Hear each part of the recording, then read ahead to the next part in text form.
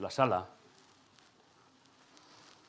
y recordaba el día que me presentaron en esta iglesia, semanas muy poquito después de su inauguración, por el pastor que ya descansa, Emilio Pérez, en el Señor. Y hubo algo que me impresionó. Y fue ver estos dos bancos de aquí con pastores jubilados. Y alguno que también estaba jubilado. Alguno de ellos lo conocía, bueno, me conocía a mí desde que nací, porque me presentó cuando yo nací. Solo hace 63 años, tampoco son muchos. Y yo me preguntaba, a ver, en esta iglesia, con tanto pastor jubilado, porque ser pastor de pastores, ¿sabéis, hermanos? Fue una de las mejores experiencias de mi ministerio estar en esta iglesia. Los pastores Gómez. Era un placer. Siempre estaban en su sitio, asistían a todas las reuniones.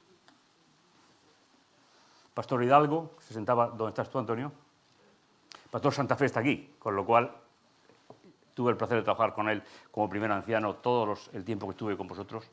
Mis hermanos, he tenido iglesias regulares, iglesias muy buenas. Y esta ha sido de las muy buenas. Las recordamos con muchísimo cariño en mi casa. Así que es una iglesia diferente. Veo al pastor Tejel, que también venía en aquel entonces todavía en algún momento. Y le doy muchas gracias a Dios por haber pasado por esta iglesia. Y también quiero darle las gracias a vuestro pastor, que nos une una bonita amistad. Hace ya algún tiempo que me invitó. Y bueno, estoy feliz de poder estar con vosotros. Y quiero simplemente mostraros una imagen.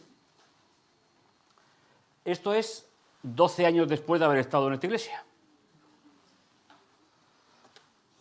Ana, Josué, lo pequeñito que era cuando estaba aquí, y lo grande que se ha hecho.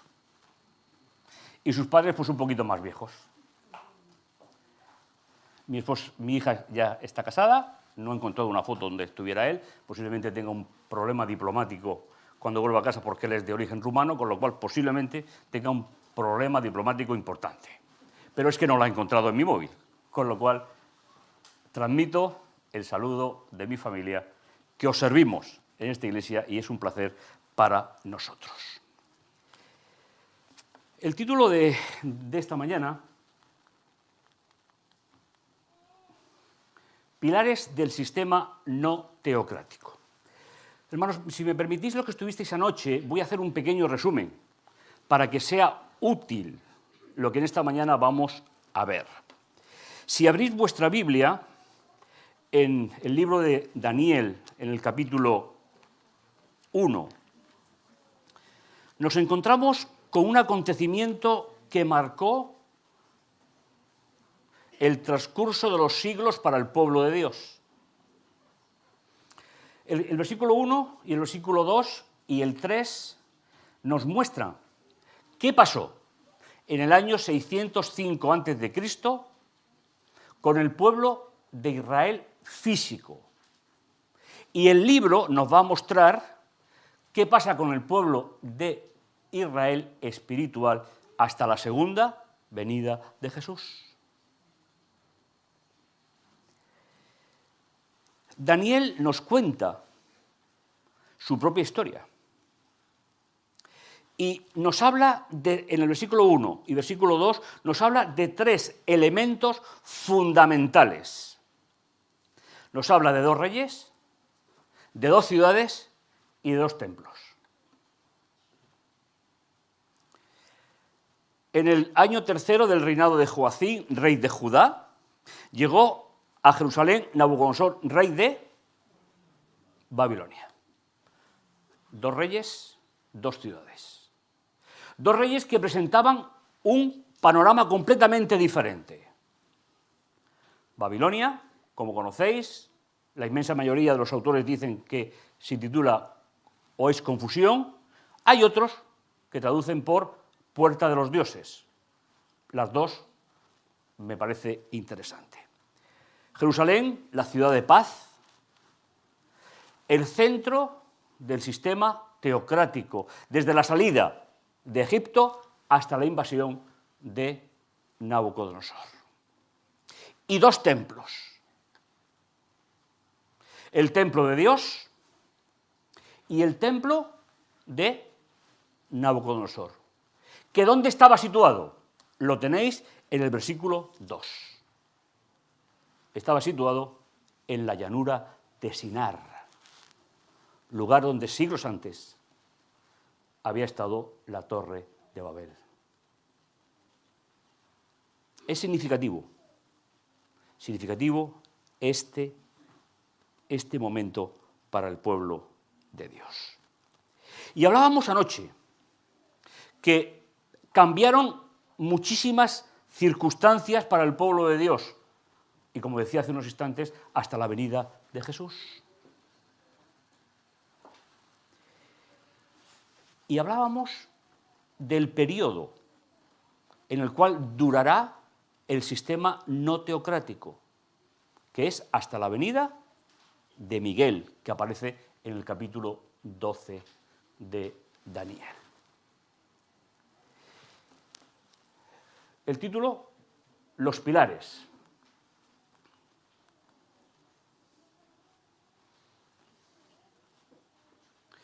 El sistema político, social y espiritual inaugurado con la llegada de Nabucodonosor se sustenta sobre dos pilares fundamentales. El primero es un falso sistema de adoración y el segundo es un falso sistema de ley. Y vamos a ver en un pequeño resumen en esta mañana de estos dos aspectos fundamentales. Y esta tarde vamos a ver cómo influye esto en la iglesia de la Odisea.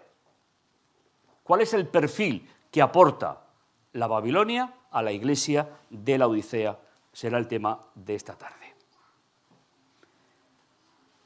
Si seguimos con la lectura, recordáis que en el versículo 18, versículo al final, dice 17, Dios concedió a estos 4 jóvenes conocimiento, inteligencia en todas las letras y ciencia. Y a Daniel le proporcionó interpretar sueños y visiones. Y finalmente es el libro que tenemos ante nosotros. Y a Juan el Apocalipsis. Bien, mis hermanos, pues simplemente a modo esquemático. El sistema no teocrático comienza con la invasión de Nabucodonosor, el pueblo está en cautiverio y hay dos ideas fundamentales que son las que vamos a tratar a modo de resumen en esta mañana. El falso sistema de adoración, en el capítulo 3, y el falso sistema sobre la ley en el capítulo 6. Y ya a partir de ahí el libro comenzará con todas las profecías que tienen que ver con el pueblo de Dios a partir del capítulo 7. Mis hermanos, ¿qué podemos extraer nosotros de estas dos historias? Anoche decíamos, permitidme que lo vuelva a repetir, que tanto Daniel como Juan eran profetas del exilio y recibieron una misión de parte de Dios para el pueblo de Israel que vive en el exilio.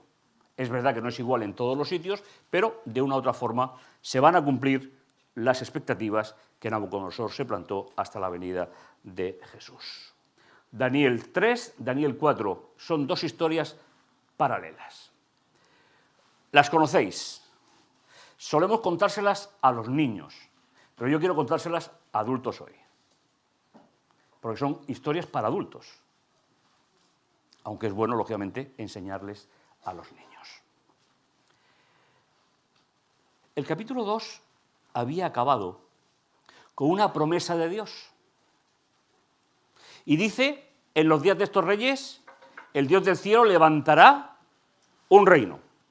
Pues fijaos cuál es el planteamiento que tiene Nabucodonosor. Fijaos que empieza con la misma palabra que termina el capítulo 2. ¿Quién levanta algo ahora? ¿Es Dios o Nabucodonosor? Es el mismo término hebreo. El rey Nabucodonosor, perdón, arameo. El rey Nabucodonosor hizo una estatua de oro y la hizo levantar en la llanura de Dura, en la provincia de Babilonia. Daniel le había explicado en el capítulo 2 la estatua según la visión de Dios. Pero ahora, ¿qué hace Nabucodonosor? Intenta eliminar la revelación que Dios le había concedido en el capítulo anterior. Y la estatua es toda de oro. Para Nabucodonosor, ¿qué era el resto de los metales? No existían. No aceptaba la soberanía de Dios. Por eso decíamos anoche que en el sistema que inauguró Nabucodonosor, él está en primer lugar. Y vamos a ir viendo algún detalle. Mandó reunir, versículo 2, a todo el Consejo de Estado y les hizo una propuesta. Que se reunieran todo el Consejo de Estado para que vinieran a la consagración de la estatua que el rey Nabucodonosor había hecho levantar. ¿Sabéis? A los filólogos de la Biblia nos gusta mucho ver la repetición de las palabras, porque así se marcaba en la época la importancia. La estatua que había hecho levantar.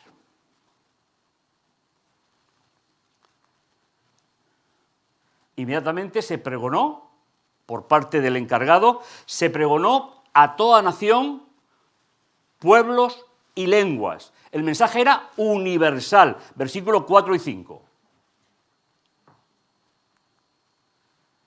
Con una clara decisión por parte del rey. El que no se postre en adoración, en la misma hora será arrojado dentro de un horno de fuego abrasador. Yo no sé muy bien qué significa horno de fuego abrasador.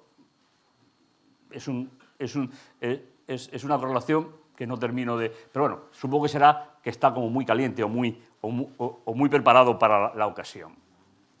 Mis hermanos, ¿quién manda en Babilonia? ¿Y el pueblo de los exiliados viven en Babilonia? Viven en Babilonia. Y empieza el conflicto. Ananías, Misael y Azarías conocían muy bien las instrucciones que Dios había dado en el Sinaí. Los tres. Volvamos a nuestra idea. Como os comentaba, tanto Daniel como sus compañeros como el resto de exiliados conocían perfectamente cuando Dios habló directamente con el pueblo y les comunicó sus instrucciones especiales. Simplemente la vamos a recordar. Yo soy Jehová, tu Dios, que te saqué de la tierra de Egipto de casa de esclavos. Hermanos, si miráis el pronombre, es un pronombre que es especial en la Biblia. Hay dos pronombres que se traducen por yo, pero este significa yo el que me implico, el que estoy en medio de mi pueblo. Yo soy Jehová tu Dios, no tendrás otros dioses delante de mí. ¿Conocían los jóvenes hebreos estas dos palabras de Dios? Las conocían. No te harás estatua ni imagen de lo que hay arriba en el cielo ni abajo en la tierra. No te postrarás ante ellas y les servirás, porque yo soy Jehová tu Dios. Mis hermanos, ¿qué estaba haciendo Nabucodonosor? Estaba atentando contra la espiritualidad de los exiliados, proponiéndole un sistema alternativo al que Dios había establecido. ¿Qué podían hacer ellos?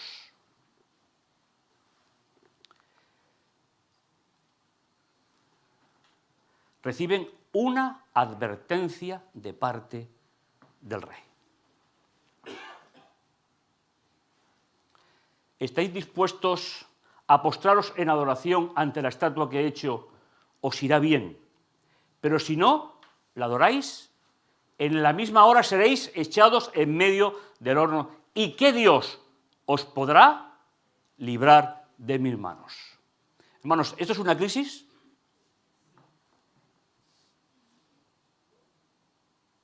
Decíamos anoche que en términos general todo el mensaje de Daniel y todo el mensaje de Apocalipsis es para exiliados, según en la época que corresponde vivir y en la época en la cual vivimos. Mis hermanos, ¿qué habríamos hecho nosotros con esta crisis? No contestéis nada, simplemente para pensarlo. Ellos tenían que obedecer a Dios o obedecer a Nabucodonosor.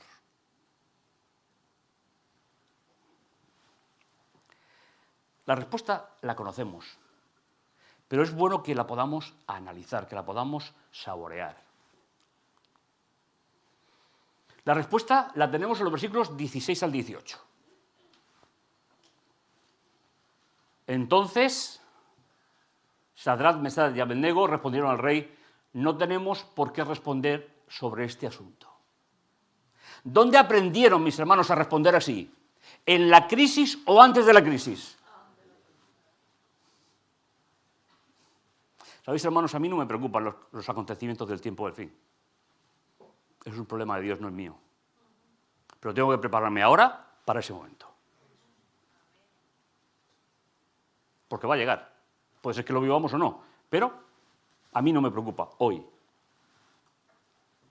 Él tiene poder, oh rey, para librarnos del horno de fuego abrasador y librarnos de tus manos. Y aunque no lo haga, sabían que su vida estaba en juego. Y aunque no lo haga, oh rey, entiende que tampoco daremos culto a tus dioses ni nos postraremos ante la estatua que hiciste levantar. Mis hermanos, han puesto a Dios en primer lugar y a partir de ahora, ¿su vida de quién depende? ¿Somos conscientes de eso? Mis hermanos, en nuestra vida, de una u otra forma, habrá momentos en los cuales tengamos que decidir y poner a Dios en primer lugar, como aquellos jóvenes hebreos, exactamente igual. Hay que prepararse ahora. Y con esta respuesta dicen que han puesto a Dios en primer lugar en sus vidas. Y a partir de ahora el problema es de Dios. Entonces el rey se levantó de repente y preguntó a los... ¿No fueron 3 los varones que cayeron dentro del horno de fuego? Ellos respondieron al rey: es verdad, oh rey. Hermanos, ¿dónde encontraron la paz estos jóvenes? ¿Dentro o fuera del horno? A lo mejor no lo habéis pensado nunca. La encontraron dentro del horno. Si no hubiesen decidido por Dios, mis hermanos, nunca habrían visto la obra de Dios en su vida. Estoy viendo 4 varones sueltos que se pasean en medio del fuego sin sufrir ningún daño. Y el aspecto del cuarto es semejante a un hijo de los dioses. ¿Sabéis? Esa expresión para nosotros es muy extraña,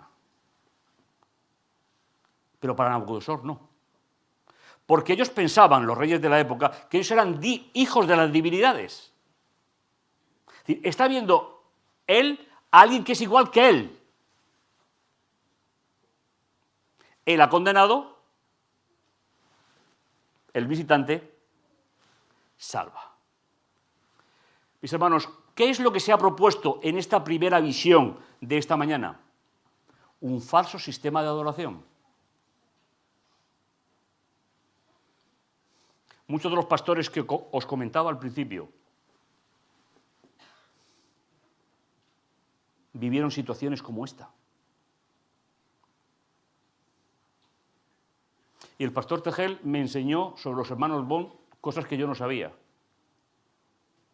Y pasaron, tuvieron que poner a Dios cuántas veces al comienzo de la obra del Señor en España tuvieron que poner a Dios en primer lugar. ¿Cuántas? Mis hermanos, el libro de Apocalipsis nos gusta mucho por las fieras, las fechas, pero el mensaje espiritual es un mensaje impresionante. Es un mensaje de salvación para aquellos que saben poner a Dios en primer lugar en su vida y dejar que Dios decida los acontecimientos a partir de ese momento.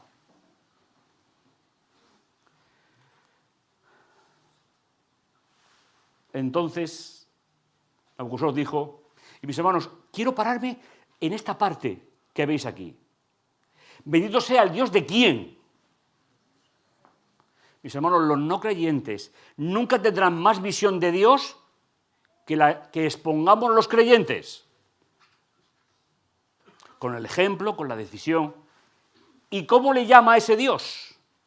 Dios de Sadrach, Mesach y Abednego. Es la segunda oportunidad, mis hermanos, que Dios le da a Nabucodonosor, para que sepa poner a Dios en el lugar que le corresponde. Y a mí me gustaría que alguien dijera, el Dios de Pablo. Pues si alguien no lo sabía, me llamo Pablo. O me llaman Pablo. O cualquiera de vuestros nombres.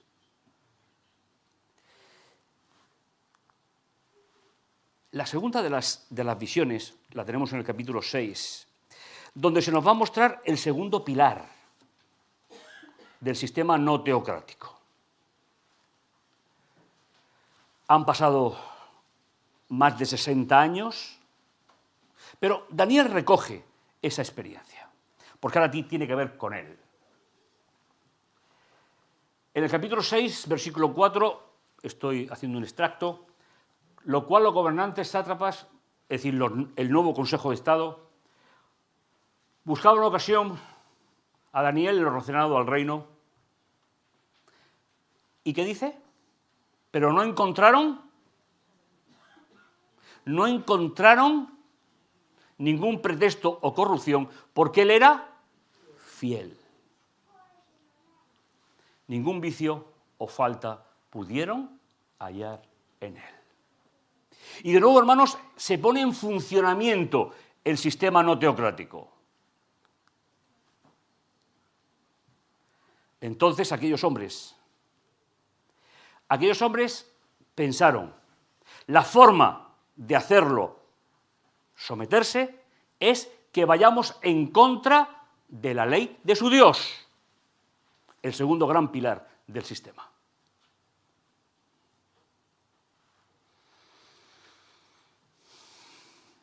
No lo hallaremos contra él en relación con la ley de su Dios. Al igual que los otros tres, conocía perfectamente la ley de Dios. Había aprendido de niño. Por lo que los gobernantes se reunieron ante el rey y le dijeron, Rey Darío, vive para siempre.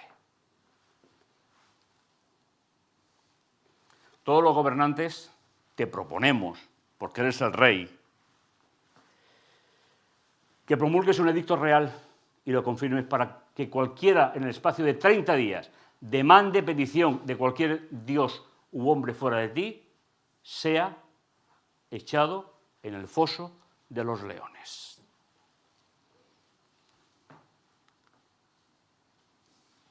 Y aquí tenemos, hermanos, el sentido de este capítulo. ¿Y cómo se justifica el cambio de ley? Que se va a estar presente, mis hermanos, durante todo el periodo, todo el periodo que describen estos dos libros. Y fijaos, me gustaría que entendierais esta frase para que nadie diga lo que yo no he dicho, porque en algún sitio me ocurrió. ¿Cuál es la propuesta, mis hermanos, del rey, de los sátrapas? Ahora, oh Dios, confirma el edicto y fírmalo para que no sea modificado, conforme a la ley de Media y de Persia. ¿Sabéis? El sistema jurídico medo-persa tenía esta característica. la ley firmada por el rey, ni él mismo podía cambiarla. Creo que es el único, por lo menos, el único sistema que yo conozco así. Pero nosotros estamos acostumbrados a que entra alguien a gobernar y al día siguiente ha cambiado todas las leyes del anterior. Y así llevamos desde el año 80 no sé cuántos. 70 y tantos, ¿verdad? Mis hermanos, ¿qué están proponiendo ellos realmente? El segundo pilar, al cual tenemos que visualizar y sentir, porque de una u otra forma lo viviremos en nuestra vida. Esto es lo que dicen ellos, no lo que digo yo. La ley de Dios se puede cambiar, la ley de los hombres no se puede cambiar. No lo digo yo. Mis hermanos, la historia que se describe en estos dos libros, ¿no está basada también, aparte de una falsa adoración, en este concepto? La ley de Dios se puede cambiar, porque las leyes de los hombres no se pueden cambiar. ¿Y quién lo sufre? Las minorías.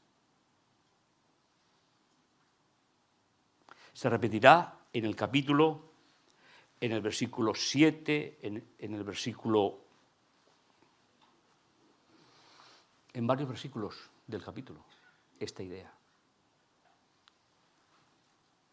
¿Habéis pensado alguna vez en este motivo?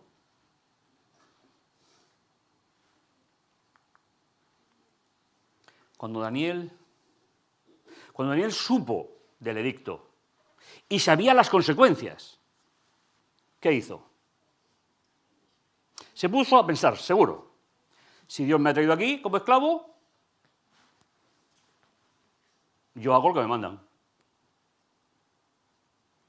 No, mis hermanos, de nuevo Daniel, igual que sus compañeros, ponen a Dios en primer lugar en su vida. Y vais a observar una característica que no aparecerá en ninguna otra parte de la Biblia, solo aquí, que se llama ley de Dios a la vida de oración de un creyente. Nosotros siempre pensamos en aspectos jurídicos. Dice, cuando Daniel supo que el edicto había sido firmado, entró en su casa y abiertas las ventanas de su cámara alta que daban a Jerusalén hacia la ruina del templo, hacia la ruina de la ciudad, se arrodillaba 3 veces al día y oraba y daba gracias delante de su Dios, como antes acostumbraba a hacerlo. Mis hermanos, ¿había decidido Daniel poner a Dios en primer lugar en su vida? Es una decisión personal, no es colectiva. Mis hermanos, cada uno de vosotros tenéis vuestra historia. Yo, como nací en un hogar adventista, posiblemente pueda tener alguna variante, pero también me he tenido que enfrentar en la vida en algún momento con este tipo de cosas. Pero es que eso va a durar, mis hermanos, hasta el final de los tiempos. La ley de Dios se puede cambiar, porque la ley de los hombres no se puede cambiar. Me parece muy importante. Al punto, aquellos hombres se reunieron atropelladamente y hallaron a Daniel haciendo petición y rogando en presencia de su Dios.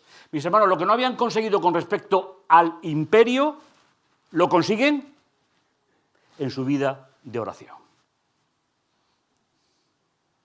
Y esto se le llama, curiosamente, ley de Dios. Curiosamente. Entonces el rey ordenó. Y fijaos cómo conocía ya el rey al Dios de Daniel. Lo habían engañado, simplemente. Entonces el rey ordenó que trajeran a Daniel y lo echaran al foso. Pero el rey dijo a Daniel, tu Dios, a quien sirves, de forma circular.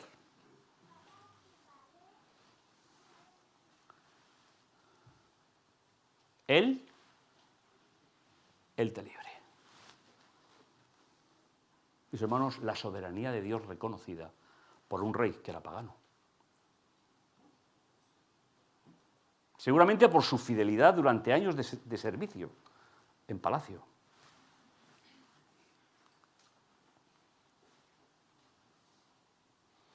pasada la noche. El rey no había podido dormir. Se levantó deprisa. Y fijaos la declaración que hace. Daniel, embajador del Dios viviente, ¿ha podido librarte de los leones ese Dios a quien tú sirves continuamente?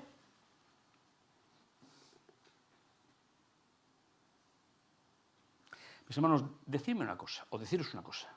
¿Es más fácil ser el pueblo de Dios hoy o en la época de Daniel? A mí todavía no me han echado a un horno ardiendo, ni me han echado a un foso de leones. Pero ese Dios, mis hermanos, tiene la capacidad de convertir por una noche leones en lindos gatitos. Y al igual que sus compañeros, ¿dónde encontró Daniel la paz y la tranquilidad? Dentro del foso de los leones. Mis hermanos, esos son los milagros de Dios. Pero no olvidéis una cosa. El milagro de Dios en nuestra vida tiene que tener un sentido. No se hace por nosotros, sino se hace para otros. Y eso lo demuestra lo que el propio rey está diciendo. Mi Dios ha enviado a su ángel, el cual cerró la boca de los leones para que no me hicieran daño, porque ante él fui hallado inocente, como también lo fui ante ti, oh rey. ¿Os acordáis? Le buscaron pillar, ¿por qué? Cuestiones de Estado. Y no encontraron. ¿Lo encontraron dónde? En su fidelidad a Dios, en su vida de oración.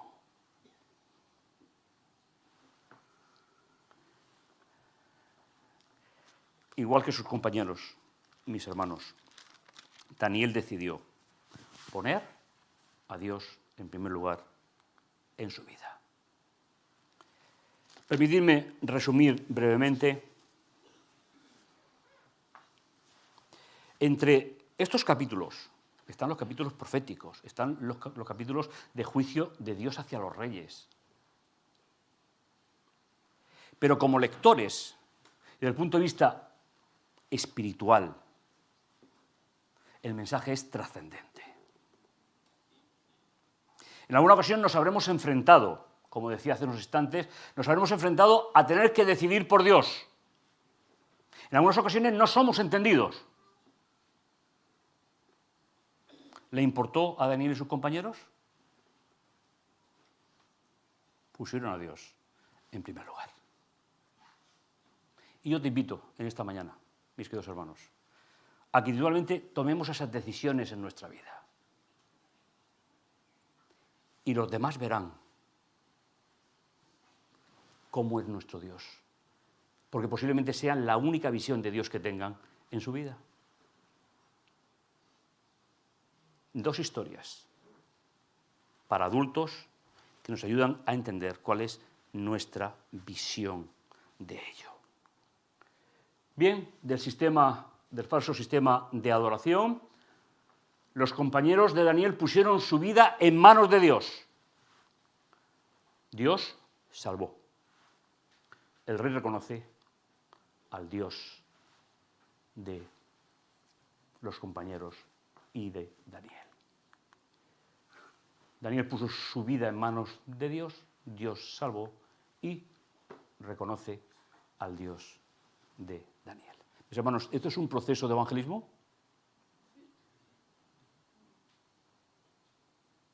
Es una forma que tenemos los creyentes de mostrar a los que no son creyentes cómo es nuestro Dios.